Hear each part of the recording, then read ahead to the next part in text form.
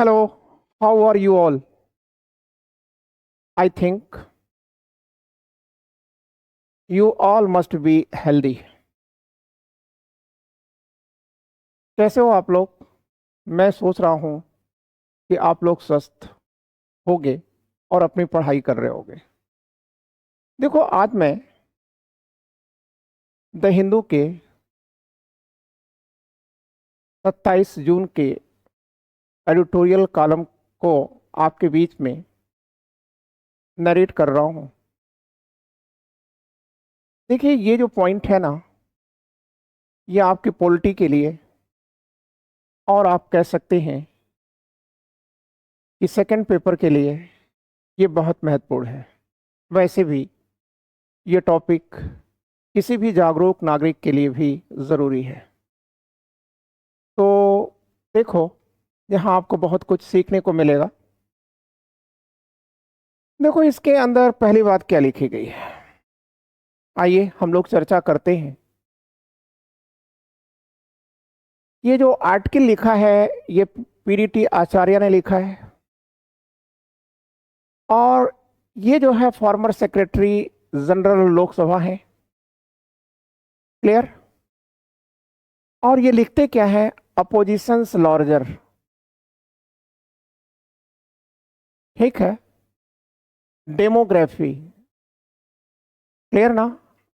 Opposition की जो जनसांख्यिकी है या जनसंख्या है, यह बढ़ चुकी है। फिर वो कह रहे हैं एलओपीज मतलब leader of opposition big responsibilities, और इसी के साथ लीडर ऑफ अपोजिशन की जो भूमिका है वो बढ़ चुकी है, उनका उत्तरदायित्व तो बढ़ चुका है। क्लियर? तो बहुत अच्छा आर्टिकल लिखा गया है और यह आपके पीटी एग्जामिनेशन के लिए तो महत्वपूर्ण है ही, इसमें मेंस के भी बहुत अच्छे क्वेश्चन बनते हैं। तो देखिए, हम आपके बीच में एक एक पैराग्राफ को ले रहे हैं, थोड़ा टाइम लगेगा और बिना टाइम दिए हुए इसको समझाया नहीं जा सकता, अच्छा भी नहीं होगा। यहां कह रहे हैं कि the 2024 general election has historic as much as it resulted in the numerically largest opposition in Lok Sabha. Clear? 2024 का जो इलेक्शन है ना, इनका कहना है कि ये एक हिस्टोरिकल है। अब हिस्टोरिकल भी है और महत्वपूर्ण भी है। आप कह रहे हैं क्यों महत्वपूर्ण है? क्योंकि बहुत दिनों के बाद एक ताकतवर विपक्ष सदन को मिला है या देश को मिला है, और ये कह रहे हैं कि with the opposition securing over 234 seat, opposition के पास आज 237 सीट है, मतलब सांसद है। ठीक है, और इसी के साथ इनका कहना है कि एक बहस भी शुरू हो जाती है। ठीक है, अब क्या बहस शुरू होती है? तो इनका कहना है कि देखो, जो 16वीं और 17वीं लोकसभा है ना, there was no leader of opposition because under a direction of speaker issued in 1950। ठीक है, लीडर ऑफ अपोजिशन 16वीं का मतलब ये हो गया 214 से, और सॉरी 2014 से 2019, और 2019 से 2024 ये 17वीं हो गई। तो इसमें आचार्य जी का कहना है कि 16वीं और 17वीं लोकसभा में, ठीक है, लीडर ऑफ अपोजिशन नहीं था। ठीक है, अब ये क्यों नहीं है? तो ये बता रहे हैं कि 1950s 1950 के दशक, आप सीधे सीधे लिख लो। ठीक है, 1957। ठीक है ना? देखो, जो अखबार होता है ना, ये अखबार एक जबरदस्त इंफॉर्मेशन है। अब इस इंफॉर्मेशन को अपने अनुरूप या अपने कंपटीशन के अनुरूप बनाना, ये आपकी योग्यता है। क्लियर? तो आपको कम मेहनत करनी पड़े इसलिए मैं मेहनत करके आपको दे रहा हूं। तो यहां पर देखिए कह रहे हैं कि 1950s में जो स्पीकर महोदय हैं उन्होंने एक व्यवस्था दिया था। क्या व्यवस्था दिया था? एक पार्टी को हाउस में रिकॉग्नाइज्ड करने के लिए, रिकॉग्नाइज्ड होने के लिए इनका कहना है कि it should have minimum 10% members in the house. एक पार्टी को मान्यता प्राप्त करने के लिए, सदन में मान्यता प्राप्त करने के लिए, ठीक है, क्या चाहिए? तो 10% सीट उसके पास होनी चाहिए। तो 10% सीट का क्या मतलब हुआ? मान लो, मान क्या लो, हाई है 545 है। अब यहां दिमाग मत लगाओ कि नहीं सर 5 आप कहाँ छोड़ दिए, फिर 2 कहाँ छोड़ दिए। तो 2 तो ये जानते ही हो, ये खत्म हो गया है, रिजर्वेशन जो था एंग्लो इंडियन का वो खत्म कर दिया गया है। ये 5 ठीक है पीओके के लिए है, ठीक है, जो हमारे यहाँ आरक्षित है उसके लिए हमने पीओके को तो ये हमने माना ही नहीं कि वह मतलब हमसे अलग है। तो ये 5 हम इंतजार कर रहे हैं। बचा अब कितना? 545। तो इसका 545 का आप 10% निकाल लो, ठीक है, तो ये 54 सीट आ जाएगी। ये इन्होंने कैलकुलेशन करके लिखा हुआ है, ठीक है। तो इनका ये कहना है कि जो लोकसभा है या राज्यसभा है उसमें 10% अगर आपके पास सीट नहीं है तो आप, ठीक है, विपक्ष नहीं हो सकते। क्लियर? अब ये कहाँ लिखा है? तो इनका ये कहना है कि डायरेक्शन 121 में लिखा है, 121 में लिखा है, ठीक है। अब ये कह रहा है कि this direction was issued for the recognition and categorization of parliamentary party for the sake of providing them certain facilities in parliament. ये देखो, ये मैटर फंसा दिया, ठीक है। तो कह रहा है कि जो 121 का जो डायरेक्शन है, ये डायरेक्शन क्या कर रहा है? ये पार्टियों को कैटेगराइज कर रहा है और उसे रिकॉग्नाइज्ड कर रहा है, ठीक है, उसको वर्गीकृत कर रहा है और उसे मान्यता दे रहा है, ठीक है।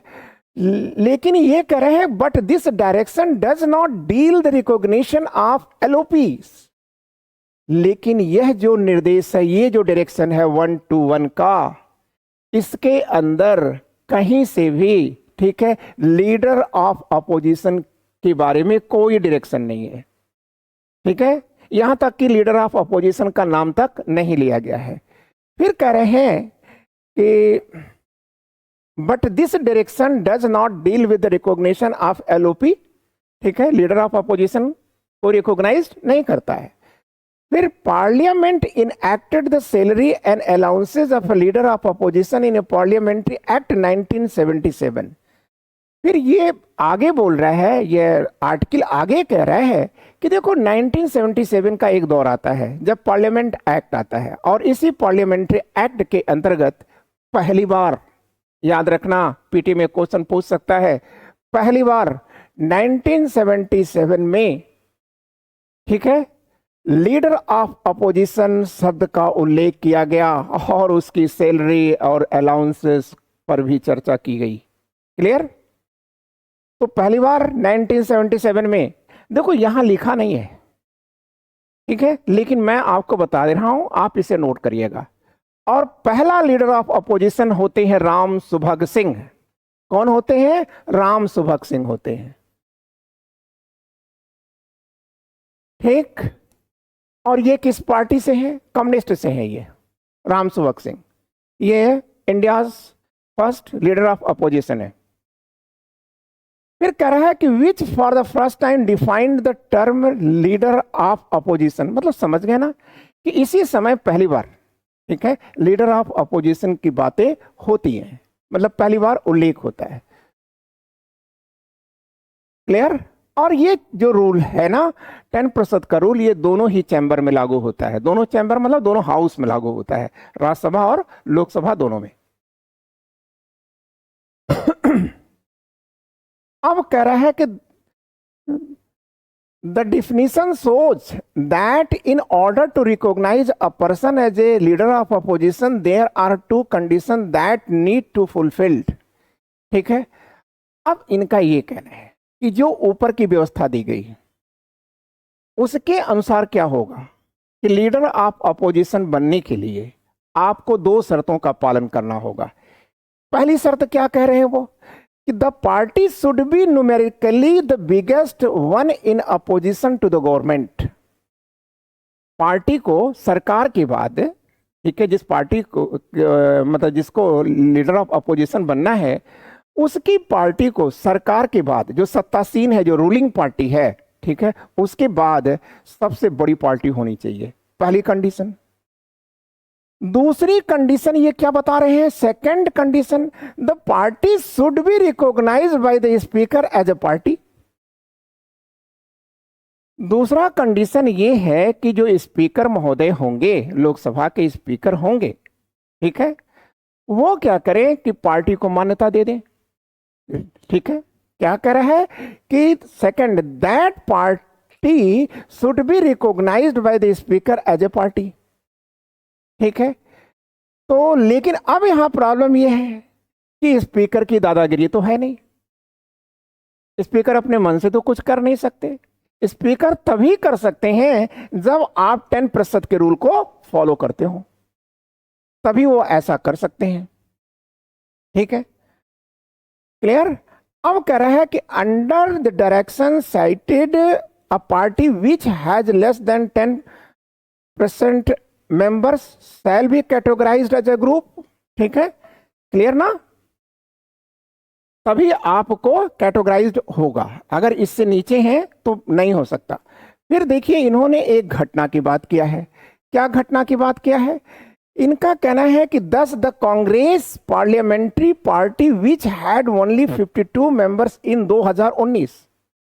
2019 का जो जनरल इलेक्शन हुआ, उस जनरल इलेक्शन में कांग्रेस को कुल कितनी सीट मिली थी, 52 सीटें मिली थी, सॉरी 52 सीट मिली थी। ठीक है, तो इसका मतलब उसे अपोजिशन की पार्टी बनने के लिए या उसके नेता को लीडर ऑफ अपोजिशन बनने के लिए कितना चाहिए, 54 चाहिए। इसका मतलब उसके पास 54 था ही नहीं, 2 सीटें कम थी, इसलिए वो नहीं बन सकता था। ठीक है, फिर कह रहा however the enactment of 10th schedule has in way renders the categorisation party. ओ, अब यहां पर देखो 10वीं अनुसूची जानते हो ना, 10th शेड्यूल, जिसमें क्या है, एंटी डिफेक्शन बिल है, दल बदल वाली बात है। इसी में आपको एक चीज और भी याद रखना होगा कि जो 10th शेड्यूल है इसने तो गजब ही कर दिया। क्या कर दिया, तो ये कह रहा है कि 10वीं जो अनुसूची है इसके लागू होने के बाद लोकसभा और राज्यसभा में अध्यक्ष द्वारा दलों और समूहों के वर्गीकरण की प्रासंगिकता ही समाप्त हो गई। क्लियर, उसके वर्गीकरण की जो प्रासंगिकता है वही समाप्त हो गई। क्यों समाप्त हो गई, क्योंकि इसमें 10th में कहा गया, 10th शेड्यूल में कहा गया कि भैया देखो, इस अनुसूची के द्वारा राजनीतिक दल चाहे उसके पास सदन में कितनी भी सीटें हों, ठीक है, वह राजनीतिक दल होगा। तो इसका मतलब यार फिर तो स्पीकर की बातें पूरी खत्म हो गई। ठीक है, तो ये मैटर आपको हमने यहां तक, ठीक है, लाइन बाय लाइन नरेट कर दिया है। ठीक है, क्लियर। अब बात आती है कि हम अगला पॉइंट देखें, in the Westminster system. Westminster system मतलब ब्रिटेन, ठीक है, कि जो पार्लियामेंट्री सिस्टम है उसे वेस्टमिनिस्टर सिस्टम कहा जा रहा है। ठीक है, ठीक है ना, और आप जानते हो, ठीक है, कि यही वेस्टमिनिस्टर है जहां पर यूएनओ की पहली बैठक हुई थी, याद रखना। लेकिन इनका यह कहना है कि इन द वेस्टमिनिस्टर सिस्टम, ठीक है, वेस्टमिनिस्टर सिस्टम में क्या है, ब्रिटेन में क्या है, सीधी सीधी सी बात करो। तो आप याद रखना कि जो हमारा पार्लियामेंट्री सिस्टम है वो कहां से बारोड है, कहां से लिया गया है, तो ब्रिटेन से लिया गया है। लेकिन हमने सब कुछ तो लिया, लेकिन कुछ चीजें नहीं ले पाए। क्लियर? बहुत, मतलब थ्योरी तो आपने बहुत कुछ लिया है, लेकिन आप उनकी तरह से उसको प्रैक्टिसाइज नहीं कर पाए हो। ठीक है? क्लियर? देखो यहां पर जो थोड़ा मैटर है, आप इसे थोड़ा कंसंट्रेट होके देखो, क्योंकि द हिंदू पूछ रहा है, हिंदू लिख रहा है, जाहिर सी बात है कि इसे हर कोई पढ़ता है, और ऐसी स्थितियों में आपके सामने ये क्वेश्चंस बन सकता है, और मेरी समझ से, ठीक है, आपके टेक्स्ट बुक में ये सब मैटर नहीं मिलते हैं। ठीक है ना? इसलिए इसे ध्यान देना। इनका ये कहना है कि the post of leader of opposition in the Lok Sabha has a great political significance. जो ब्रिटेन की जो लोकसभा है, जिसे हाउस ऑफ कॉमन कहा जाता है, वो कह रहा है कि वहां पर जो लीडर ऑफ अपोजिशन होता है उसका बहुत बड़ा महत्व होता है। फिर इनका ये कहना है कि the British parliamentary tradition, British जो पार्लियामेंट्री ट्रेडिशन है, ब्रिटिश पार्लियामेंट की जो परंपरा है, उसके अनुसार इनका कहना है कि he is called the prime minister in waiting. British संसदीय परंपरा के अनुसार वहां के लीडर ऑफ अपोजिशन को क्या कहा जाता है? प्राइम मिनिस्टर इन वेटिंग कहा जाता है। ठीक है? फिर कह रहा है waiting, he is the one who the kings turn to when the incumbent government falls. फिर आगे कह रहा है कि to form alternative government therefore forms a shadow cabinet of his colleagues in his party. It is an interesting feature of the Westminster system of government. मतलब क्या हुआ? इसका मतलब यह है, देखो बात को समझो, इसमें क्या कहा जाता है कि जो वेस्टमिनिस्टर सिस्टम है, ब्रिटिश सिस्टम है, उसमें जो लीडर ऑफ अपोजिशन है ये बहुत महत्वपूर्ण पद है। ठीक है? और ब्रिटिश परंपरा में जो लीडर ऑफ अपोजिशन है उसे प्राइम मिनिस्टर इन वेटिंग कहा जाता है। ठीक है? और ये जब विपक्ष में रहता है ना, तो विपक्ष में क्या करता है कि जो लीडर होगा वो तो प्राइम मिनिस्टर इन वेटिंग होता है, इसके साथ साथ जो है उसका जैसे रूलिंग पार्टी की कैबिनेट बनी होती है, वैसे विपक्ष की भी कैबिनेट बनी होती है, और उस कैबिनेट को क्या कहा जाता है? शैडो कैबिनेट कहा जाता है। ठीक है? शैडो, छाया कैबिनेट की हिंदी नहीं है हमें पता, छाया कैबिनेट कहा जाता है। ठीक है? तो सभी लोग जान रहे हो कैबिनेट। ठीक है? तो ऐसी स्थितियों में ये होता क्या है कि जब मान लो कि सरकार किसी न किसी कारण गिर गई, रूलिंग पार्टी की सरकार जब गिर जाती है, तो वहां पर तो किंगशिप है ना, मतलब डेमोक्रेसी तो है, लेकिन रिपब्लिकन नहीं है ब्रिटेन के अंदर। ठीक? तो ऐसी स्थिति में जो वहां का राजा है ना, वह लीडर ऑफ अपोजिशन या प्राइम मिनिस्टर इन वेटिंग को कहता है कि भाई आओ आप और अल्टरनेटिव गवर्नमेंट बनाओ। ठीक है? और फिर ये क्या करता है? अल्टरनेटिव गवर्नमेंट बना लेता है। ठीक है? यही चीज यहां पर इन्होंने कहा है, लेकिन फिर कह रहे हैं कि the shadow cabinet is a form under the leadership of the अच्छा। ठीक है, कोई बात नहीं, पूरा मैटर बता दिया आपको। According to this tradition the shadow cabinet scrutinize the policies and action of government and offers alternative policies. देखो जो विपक्ष होता है ना, वो सरकार की हर अच्छी और बुरी चीजों को जानता है। ठीक है? क्लियर?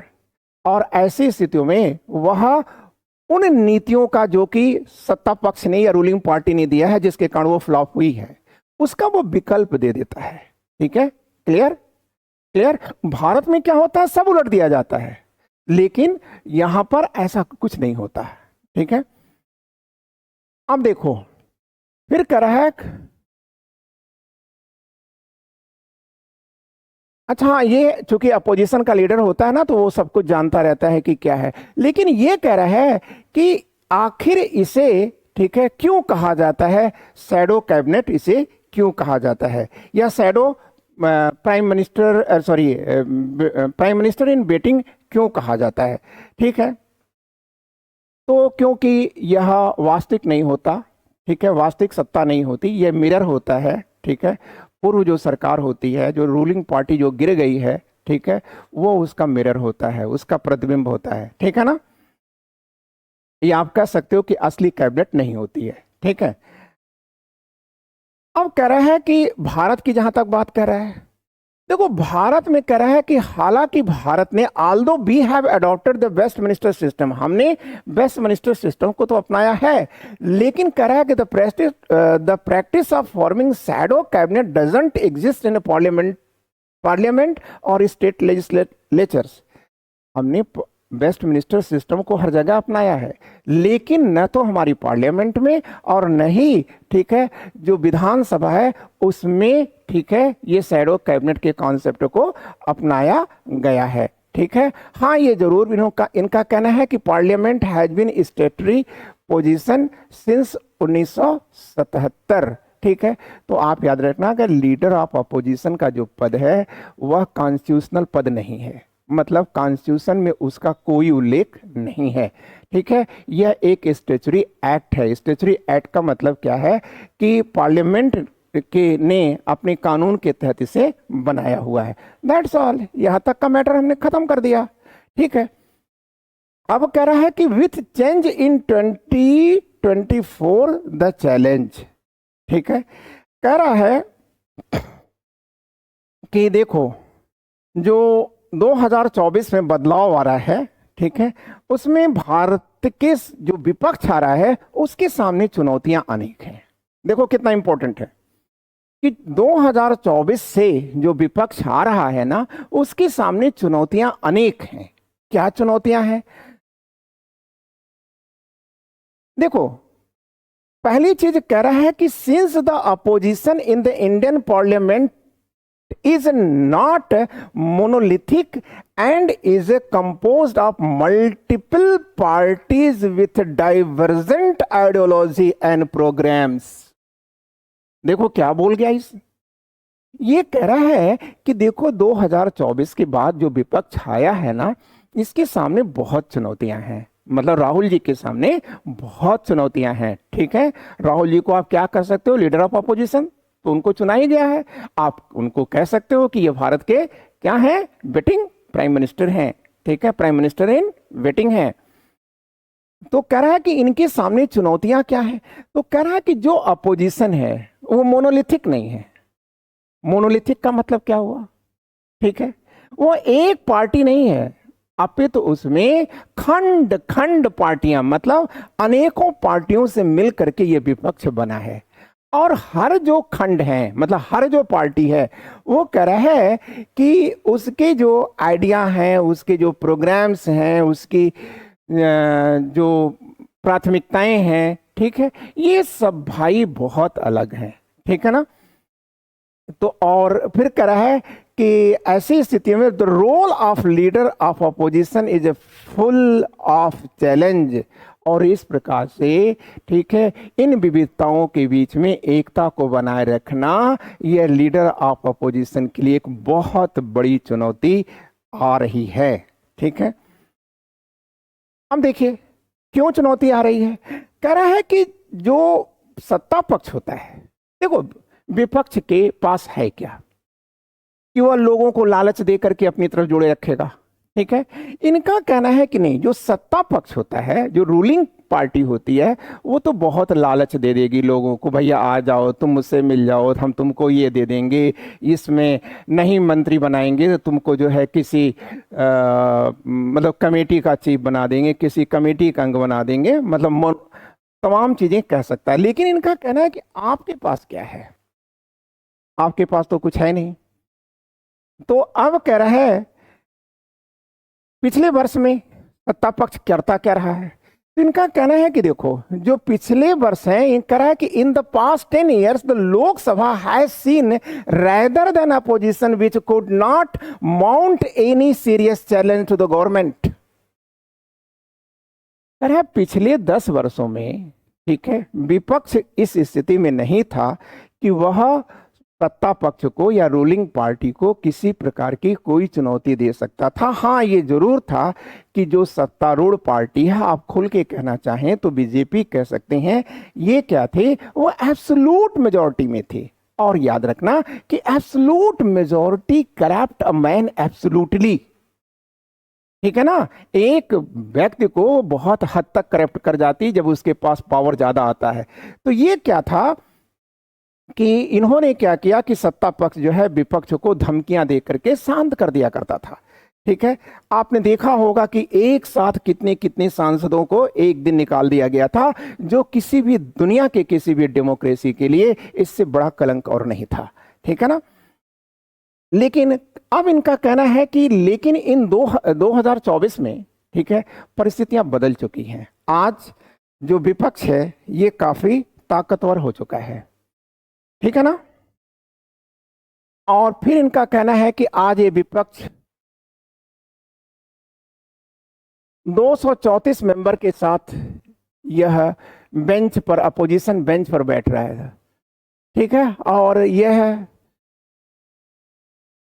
और ये बहुत अच्छी स्थिति में आ चुका है कि जब ये एडजॉर्नमेंट मोशन ले दे, कट मोशन ले दे, या आप तमाम ऐसी जो है प्रस्ताव, जो थैंक्स मोशन आता है उसको रोक दे, उस पर विपक्ष की चर्चाएं, मतलब चर्चा की बात कर ले, इस प्रकार से ये सत्ता पक्ष के लिए, ठीक है, ये बहुत जरूरी होगा, ठीक है। और ये सत्ता पक्ष को बहुत ही असहज करता रहेगा, ठीक है।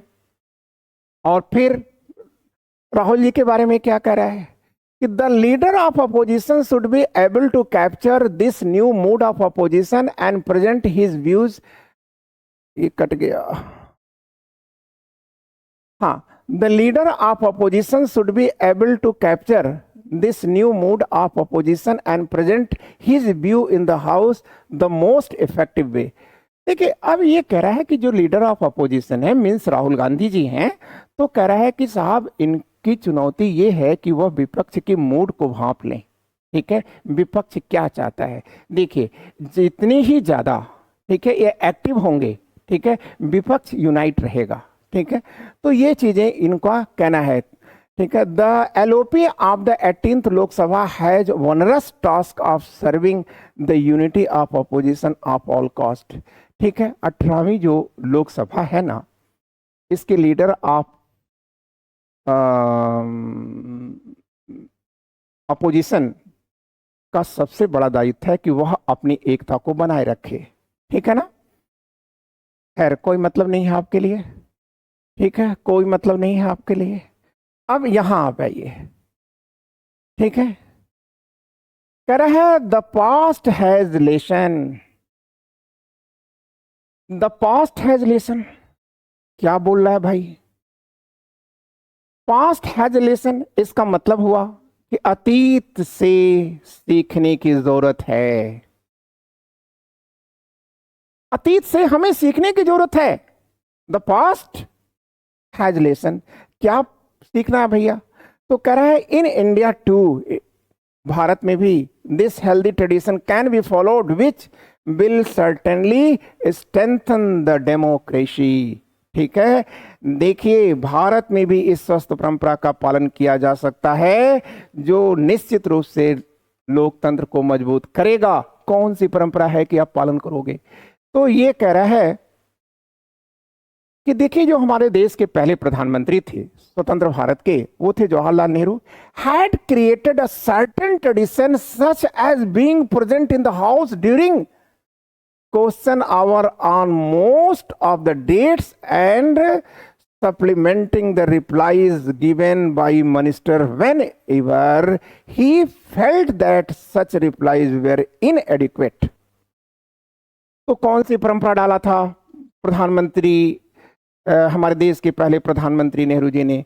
तो उनका ये कहना था कि देखिए, पहली तो परंपरा उनकी ये थी नेहरू जी की कि देखिए, वो सदन में, ठीक है, अधिकांश समय तक उपस्थित रहते थे, और जब कोई पूरक प्रश्न पूछा जाता था उनके मिनिस्टर से पूछा जाता था, और जब वो मिनिस्टर जो है उनका एडिक्वेट, मतलब पर्याप्त सही ढंग से उत्तर नहीं दे पाता था, तो खुद नेहरू जी उसमें हस्तक्षेप करके और उसका उत्तर देते थे या दिलवाते थे, ठीक है।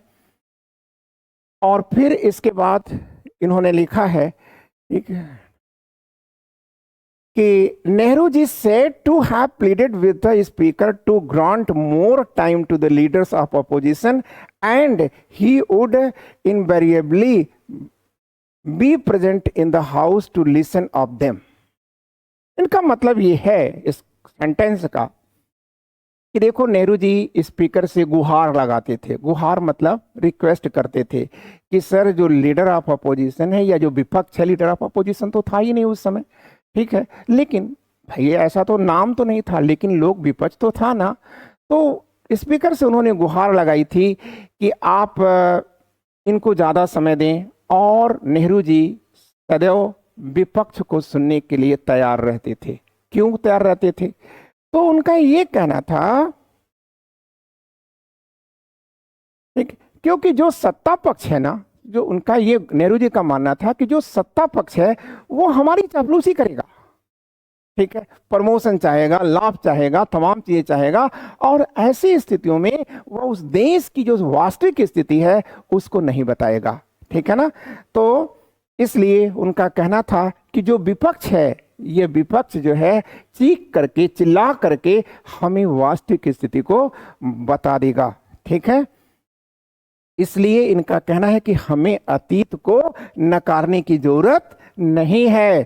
फिर इनका कहना है कि इनटॉलरेंसी, मतलब ये इनटॉलरेंसी की बात कहना चाह रहे हैं, और कहते हैं कि असहमत के प्रति आप अगर हमारी किसी बात से सहमत नहीं है तो इसका मतलब आप जो है इनटॉलरेंसी का प्रयोग मत करिए। आप इनटॉलरेंसी समझ रहे हो ना, असहिष्णुता का पालन नहीं होना चाहिए, उसका हिस्सा नहीं बनना चाहिए। और भारत के लोगों को, ठीक है, और उनकी राजनीतिक वर्ग को, ठीक है, संसद में समान स्थिति बहाल करने का कार्य करना चाहिए, ठीक है, तभी देश चल सकेगा, ठीक है। और फिर ये इनका ये कहना है कि जो हमारे नए लीडर ऑफ अपोजिशन हैं या प्राइम मिनिस्टर इन वेटिंग हैं, इन उनसे देश आशा करता है कि वो सरकार की नीतियों को, ठीक है, क्रिटिसाइज्ड करके, ठीक है, क्या करें, क्रिटिसाइज्ड करके देश को बताएं, ठीक है, क्लियर। तो बच्चों, यह जो है आर्टिकल बहुत महत्वपूर्ण था, इसलिए मैंने इसे दे दिया, ठीक है। और मैं सोचता हूं कि मैंने कुछ भी नहीं छोड़ा है, line by line matter narrate किया है, और यह आप सोच सकते हैं कि कितना महत्वपूर्ण था, ठीक है। मैं कोशिश करता हूँ, ठीक है, मैं आपके बीच में डेली आ सकूँ, लेकिन कुछ कारणों से नहीं आ पाता हूँ, लेकिन जब भी मैं महत्वपूर्ण देखता हूँ वो आ जाता हूँ आपको, ठीक है। मेरी कोशिश रहेगी कि मैं नियमित हो जाऊँ, ठीक है। Thank you, great, good day.